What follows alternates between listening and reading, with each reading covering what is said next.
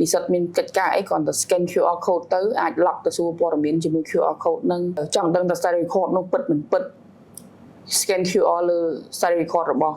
និស្សិតបណ្ដាទៅវានឹងចេញ verify បញ្ជាក់ថាឯកសារនោះវាច្បាស់លាស់ពិតប្រាកដពីសាកលវិទ្យាល័យបណ្ដាជំរាបសួរទស្សនិកជនដែលកំពុងតាមដានកម្មវិធី Vanda Talk Show នៅក្នុងថ្ងៃនេះផងដែរគឺខ្ញុំបានលើកយកប្រធានបទស្ដីពីបច្ចេកវិទ្យា Digital របស់សាកលវិទ្យាល័យ Vanda សាកលវិទ្យាល័យ Vanda គឺជាសាកលវិទ្យាល័យមួយដែលមានវ័យចំណាស់ជាងគេដែលបណ្ដុះបណ្ដាលទៅលើជំនាញគណនេយ្យសវនកម្មនិងពន្ធដារកត្រឹមឆ្នាំ2026នេះសាកលវិទ្យាល័យ Vanda បានប្រែក្លាយពីផ្ទះ3ល្វែងទៅជាអគារដ៏ស្កឹមស្កៃចំនួន7អគារស្មើនឹង170បន្ទប់ផងដែរ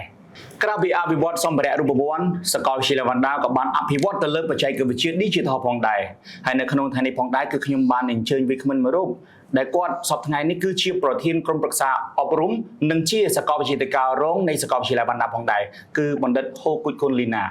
បាទកុំឲ្យខាតពេលយូរសូមទៅជួបវាគ្មិនជាមួយខ្ញុំតែម្ដងបាទជំរាបសួរបងស្រីបាទចង់សួរបងថាតើបងសុខសប្បាយដែរឬក៏អត់ទេបងបាទសុខសប្បាយធម្មតាអូខេចុះការងារសប្តាហ៍ថ្ងៃរបស់បងនេះមានការមមាញឹកខ្លាំងដែរឬក៏អត់ទេបងបាទបច្ចុប្បន្ននេះអត់មមាញឹកទេដោយសារកម្មវិធីបកគោសញ្ញាបត្រទៅបញ្ចប់អញ្ចឹងយើងមានពេលដកឃ្លាបានដូច្នេះហើយមួយថ្ងៃហ្នឹងឆ្លៀតបញ្ចូលកម្មវិធីនឹងតាមការសនំពររបស់ទស្សនិកជនបាទខ្ញុំបាទក៏ចង់ឲ្យបងចែករំលែកពីវឌ្ឍនភាពទៅលើបច្ចេកវិទ្យា Digital របស់សាកលវិទ្យាល័យ Vanda ថាតើវិវត្តទៅដល់ណាខ្លះហើយបាទចាអរគុណសម្រាប់សំណួរនេះគឺមានអ្នកសួរច្រើនដែរដោយសារឃើញក្នុងឆ្នាំ2026នេះគឺ Vanda យើងមានការប្រែក្លាយច្រើនគួរឲ្យកត់សម្គាល់អញ្ចឹងសំណួរនេះក្នុងនាមខ្ញុំជាអ្នកគ្រប់គ្រងសាលាខ្ញុំសូមយកឱកាសនេះក្នុងការរៀបរាប់សង្ខេបត្រួសអំពីវឌ្ឍនភាពបច្ចេកវិទ្យា Digital របស់សាកលវិទ្យាល័យ Vanda បាទតាមពិតទៅបើនិយាយពី Digital វាផ្ដើមចេញពី Internet ប្រព័ន្ធ Internet មុនគេបំផុតអញ្ចឹងដើម្បីសម្របខ្លួនឲ្យស្របតាមឧស្សាហកម្ម 4.0 និងផែនការស្របតាមផែនការយុទ្ធសាស្ត្ររបស់រដ្ឋាភិបាលសាកលវិទ្យាល័យយើងគឺបានត្រៀមខ្លួនរួចរាល់តែម្ដងដើម្បីរៀបខ្លួនឲ្យស្របទៅតាមបច្ចេកវិទ្យា Digital អញ្ចឹងចំណុចចាប់ផ្ដើមនៃការរៀបចំបច្ចេកវិទ្យា Digital ផ្ដើមចេញពីការប្រើប្រាស់ Internet អញ្ចឹងបច្ចុប្បន្ននេះសាកលវិទ្យាល័យបានបំពាក់ប្រព័ន្ធ Internet ពីពេញសាកលវិទ្យាល័យតែម្ដងបាទទាំងមានខ្សែទាំងឥតខ្សែអញ្ចឹងមានន័យថានិស្សិតអាច access Internet ប្រើប្រាស់ពេញបរិវេណសាកលវិទ្យាល័យ Vanda បាទហើយក្នុងពេលដ៏ខ្លីខាងមុខនេះនឹងបំពាក់ចូលឲ្យដល់គ្រប់បន្ទប់សិក្សាតែម្ដងវ៉ាវច្រើនមានន័យថាពេញបន្ទប់សិក្សាទៀតតែម្ដងបាទបច្ចុប្បន្នគឺយើងមាននៅតាមអគារហើយនៅកន្លែងលំហែសិក្សាបណ្ណាល័យឬក៏បន្ទប់ពិសោធន៍អត់តមានក្នុងបន្ទប់ទេតែក្នុងពេលដ៏ខ្លីខាងមុខនេះនឹងរៀបចំបំពាក់ឲ្យដល់បន្ទប់សិក្សាតែម្ដងដើម្បីបម្រើឲ្យការសិក្សារបស់និស្សិតចាអញ្ចឹងដំបូងគឺផ្ដើមចេញពីប្រព័ន្ធអ៊ីនធឺណិតបាទតមកទៀតប្រព័ន្ធអ៊ីនធឺណិតដើម្បីអីដើម្បីឲ្យសិស្សប្រើប្រាស់កម្មវិធីផ្សេងតាមប្រព័ន្ធអនឡាញបានអញ្ចឹងជំហានទី2គឺយើងបានរៀបចំប្រព័ន្ធសិក្សាមានន័យថាប្រព័ន្ធ Learning Management System ដែលយើងធ្វើការសហការគ្នាជាមួយនឹងក្រសួងប្រៃសណីនិងទូរគមនាគមន៍ដើម្បីរៀបចំប្រព័ន្ធនោះបម្រើឲ្យការសិក្សាដល់និស្សិត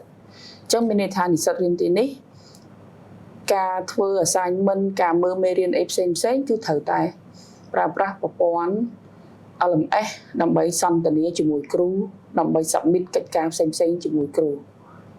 គឺប្រព័ន្ធដែលយើងរៀបចំមកសម្រួលនៅក្នុងការសិក្សាហើយអត់ចាំបាច់ឲ្យនិស្សិតពិបាកស្ពាយសភៅមកទាំងក្បាលដើម្បីឲ្យគាត់យកមកមើលផ្ទាល់ទេអញ្ចឹងបើគាត់ត្រូវការអីចង់មើលចង់ធ្វើអីគាត់ access account របស់គាត់ទៅគាត់អាចប្រើប្រាស់បានដែរមានន័យថាជួយសម្រួលដល់ការសិក្សារបស់និស្សិតបានច្រើនបាទបងបានជួយច្រើនកាន់តែ laptop ឬក៏ទូរស័ព្ទដៃមួយមកគឺ document រៀនរបស់គាត់គឺនៅក្នុងប្រព័ន្ធហ្នឹងទៅបាទបងអូខេចាបន្ទាប់ពីយើងមានប្រព័ន្ធ LMS ហើយគឺយើងចាប់ផ្ដើមបំពាក់នៅប្រព័ន្ធកម្មវិធីសិក្សាមួយចំនួនតាមប្រព័ន្ធអនឡាញបាទឧទាហរណ៍ដូចជា Microsoft Office កន្លងមកយើងរៀនតែ Microsoft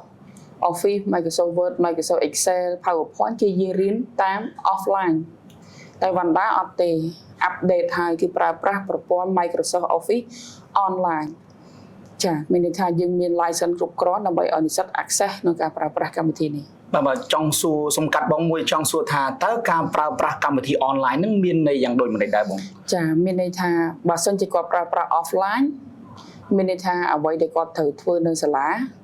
គាត់វាយឲ្យគាត់ save នៅក្នុងម៉ាស៊ីនរបស់សាលាបាទបងបាទអញ្ចឹងបើគាត់ចង់ទៅផ្ទះគាត់ចង់កែច្នៃអីបន្ថែមទៀតគាត់អាចកែបានទេតើគាត់មកសាលាមកគាត់កែបានបាទដល់ឡែកកម្មវិធី online នេះទីហោ Microsoft Word online មានន័យថានិស្សិតគាត់ log account ចូលប្រើប្រាស់មានថាគាត់ log user គាត់ចូលទៅវាយទៅន័យរបស់គាត់ហើយគាត់វាយឲ្យគាត់ save គាត់ log out ពេលគាត់ទៅដល់ផ្ទះគាត់ log account គាត់នៅផ្ទះស្អីដែលគាត់បានធ្វើនៅសាលាហ្នឹងគឺគាត់អាចបន្តកិច្ចការងាររបស់គាត់គ្រប់ទីកន្លែងឲ្យតែគាត់មាន internet log ចូល user គាត់ប្រើប្រាស់គឺគាត់អាចប្រើប្រាស់បានបាទអញ្ចឹងការសិក្សាខ្លះនិស្សិតគាត់វាយនៅសាលាអត់ទាន់គាត់អាចទៅ complete នៅផ្ទះរបស់គាត់បន្ថែមទៀតនេះគឺជាចំណុចពិសេសមួយសម្រាប់បង្កភាពងាយស្រួលដល់ការសិក្សារបស់និស្សិតហើយក្រៅពី Microsoft Office នេះទៀតគឺយើងមាន QuickBook online កន្លងមកគឺយើងប្រើប្រាស់ QuickBook offline ដូចខ្ញុំរៀបរាប់មិញអញ្ចឹងវាយបានតែនៅសាលាទេចង់ save ហើយចង់ទៅបើកនៅផ្ទះបើអត់កើតទេសារ offline តលតែលើកម៉ាស៊ីនកុំព្យូទ័រទៅផ្ទះអូខេតើយកម៉ាស៊ីនទៅផ្ទះធ្វើបានអញ្ចឹងយើងគិតថាគាត់ពិបាកដូច្នេះយើងរៀបចំកម្មវិធី online មានន័យថាមាន user ដូចគ្នាគាត់បើកប្រើប្រាស់ទៅវាយចប់ save ត្រឡប់ទៅផ្ទះវាយបន្តនៅផ្ទះបានមានន័យថាប្រើប្រាស់បានគ្រប់ទីកន្លែងឲ្យតែមានអ៊ីនធឺណិតប្រើប្រាស់បាទបងបាទហើយក្រៅពី QuickBook យើងមាន Localize យើងធ្វើការសហការគ្នាជាមួយ Localize Book យើងមានកម្មវិធី AI accounting software ដូចយើងដឹងហើយបច្ចុប្បន្នពេញនិយមទៅលើ AI ជួយ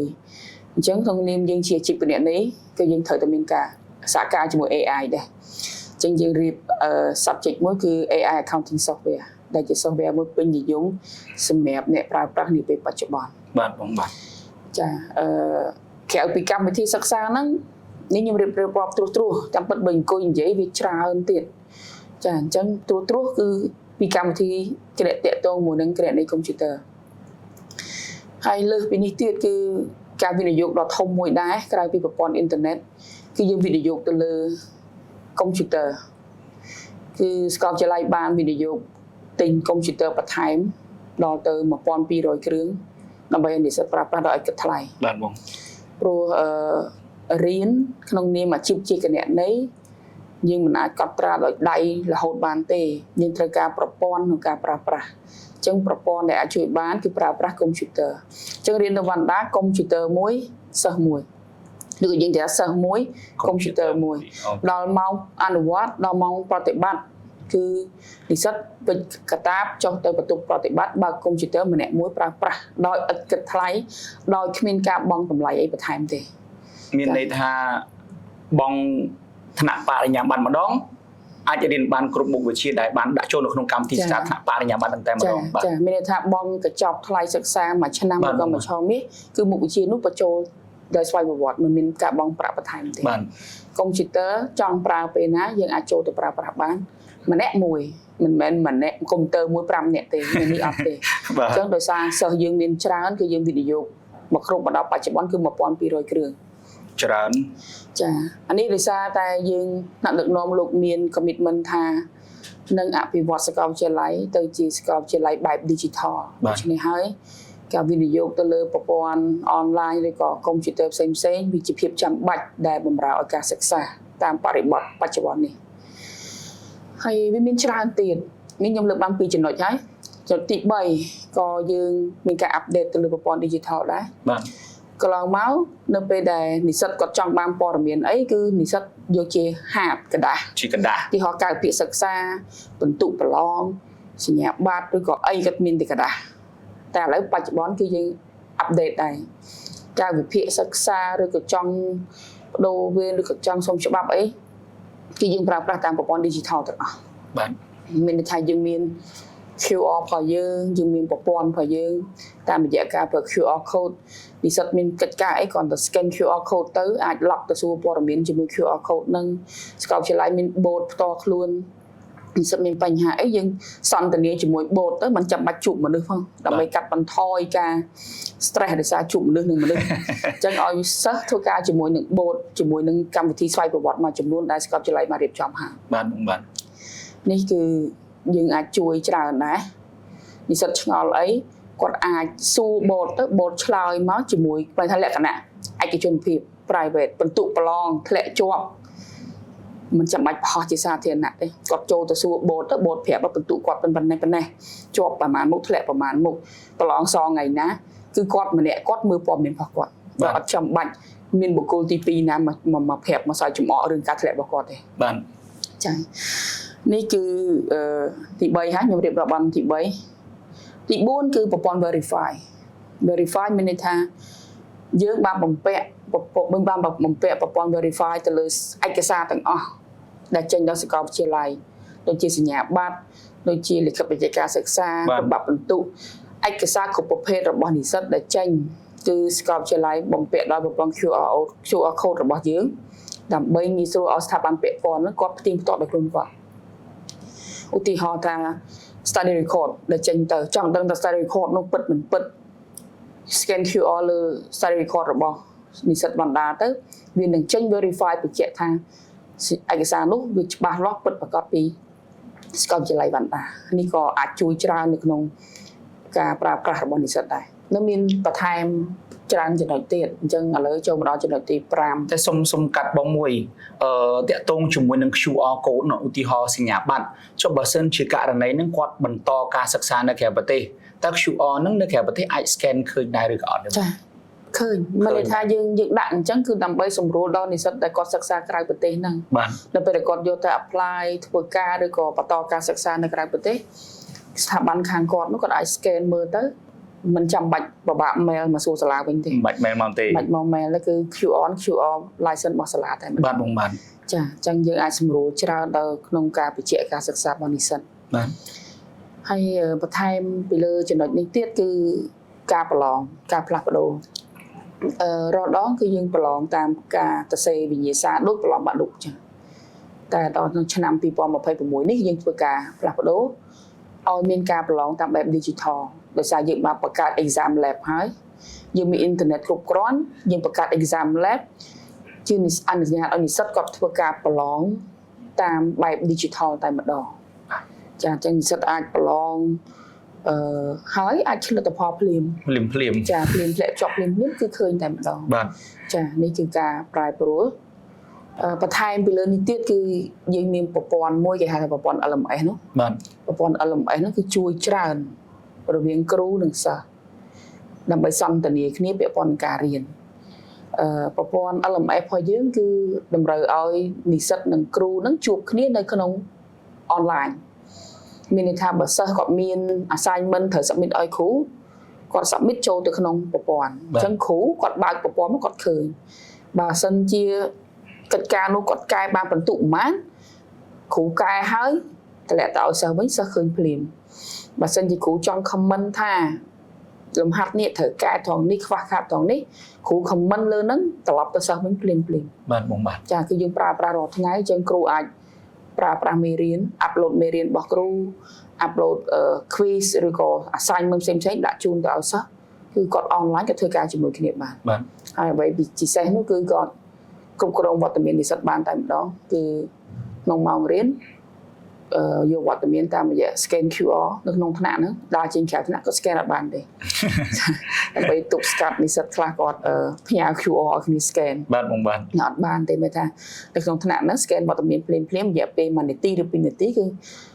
scan ចប់វត្តមានហ្នឹងនឹង load auto ទៅក្នុង attendance list របស់គ្រូតែម្ដងបាទនេះគឺជំរួលទៅដល់ប្រព័ន្ធរៀនតាមបែប digital ច្រើនបាទបងបាទអញ្ចឹងយើងឃើញថានៅពេលដែលយើងចាប់ផ្ដើមអនុវត្តការសិក្សាតាមបែប digital នេះទាំងគ្រូទាំងសិស្សហាក់បីដូចជាសប្បាយចិត្តក្នុងការរៀនអញ្ចឹងហើយដើម្បីឲ្យដំណើរការរៀនទាំងគ្រូទាំងសិស្សតាមបែប digital នេះទៅរលូនគឺយើងបានកំណត់ពាក្យស្លោកមួយថា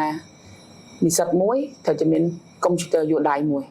ដើម្បីអីដើម្បីរៀនពួកយើងឥឡូវយើងអត់ប្រើក្រដាសផងឆ្លើយឆ្លងជាមួយគ្រូគឺឆ្លើយឆ្លងតាមរយៈកុំព្យូទ័រតែនិស្សិតក៏អាចប្រើទូរស័ព្ទដៃបានដែរបាទ គាត់មាន app សម្រាប់ឆ្លើយឆ្លងជាមួយគ្រូប៉ុន្តែទូរស័ព្ទដៃវាតូច ពេក ហើយក៏វាមិនមែនជា option មួយបម្រើឲ្យការសិក្សាដែរដើម្បីឲ្យការសិក្សាតាមបែប digital ទៅរលូនតតែគ្រូនិងសិស្សហ្នឹងគឺមាន laptop រៀងខ្លួនធ្វើការជាមួយគ្នាទៅតាន់ពេលវេលា បាទបងបាទ ចាហើយយើងមានច្រើនទៀតបើឲ្យអង្គុយនិយាយដល់ល្ងាចក៏អត់អស់ដែរ ទេ គឺយើងមានការអភិវឌ្ឍច្រើនហើយថ្មីនេះទៀតបងប្អូននិស្សិតក៏បានដឹងហើយយើងបានកែប្រែតាំងពីចំណត់កັບសបុតរហូតមកដល់ទៅជាចំណត់ digital ដែរយើងក៏យកកាត scan ទៅយើងអាចចូលបានហើយបន្តិចទៀតកាតដែលប្រើប្រាស់នោះ ID នោះគឺ ID សិស្សគឺយក ID សិស្សហ្នឹងគឺយកទៅ scan សម្រាប់ចេញចូលម៉ូតូសម្រាប់ចេញចូលបណ្ណាល័យនិង scan ប្រើប្រាស់ស្អីផ្សេងទៅក្នុងសាកលវិទ្យាល័យតែម្ដង អញ្ចឹងបើសិនជាគាត់អត់មាន ID ទេគឺ អត់មាន ID ត្រូវតែធ្វើ ID តែធ្វើ ID ចាព្រោះ ID មួយហ្នឹងដូចជា license មួយដើម្បីគាត់ចេញចូលក្នុងសាកលវិទ្យាល័យយើងអញ្ចឹងនេះគឺសំខាន់សម្រាប់ឆ្នាំសិក្សាថ្មីនេះ អានឹងក៏ជួយសម្រួលដល់ប្រព័ន្ធសុវត្ថិភាពដល់សិស្សានុសិស្សនៅក្នុងសាកលវិទ្យាល័យវណ្ណដាផងដែរបាទ ចាហ្នឹងគឺយើងរៀបចំប្រវត្តិសុវត្ថិភាពជូនគាត់ បាទបងបាទ ហើយនិយាយទៅវាមានរឿងច្រើនទៀតគាត់ថានេះខ្ញុំលើកចំណុចសំខាន់មកបង្ហាញអំពីវឌ្ឍនភាព សម្កាត់បងមួយទៀតក្រៅពីការអភិវឌ្ឍប្រព័ន្ធ digital តើបងមានបានអភិវឌ្ឍអីបន្ថែមទៀតដែរឬអត់បង តាមពិតមាន បាទ ប៉ុន្តែដោយសារតែប្រធានបទនិយាយពី digital គឺនិយាយត្រឹម digital មកកណាត់ហ្នឹង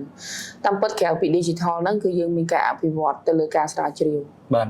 គឺតាក់ដឹកនាំលោកបានវិនិយោគទៅលើការស្រាវជ្រាវច្រើនដែរបន្ទាប់ពី digital មកគឺលោកវិនិយោគទៅលើប្រព័ន្ធស្រាវជ្រាវមានន័យថាបច្ចុប្បន្នលោកបានបង្កើតមជ្ឈមណ្ឌលស្រាវជ្រាវមួយដើម្បីទីស្នាក់ការកណ្ដាល បាទបងបាទ ឲ្យអ្នកស្រាវជ្រាវគ្រប់ប្រភេទទាំងគ្រូទាំងសិស្សទាំងអតីតនិស្សិតឬក៏អ្នកណាដែលក៏មានបំណងស្រាវជ្រាវពាក់ព័ន្ធជាមួយនឹង